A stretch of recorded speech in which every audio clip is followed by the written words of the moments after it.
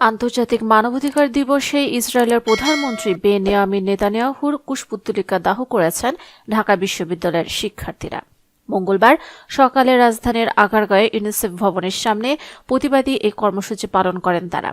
Dhaka university students rights watch and morning রাইডার্সের ব্যানারে সকালে শিক্ষার্থীদের একটি সাইকেল র্যালি ঢাকা বিশ্ববিদ্যালয়ের টিএসসি থেকে শুরু হয়ে আগারগাঁওয়ে বিরতি দেয়।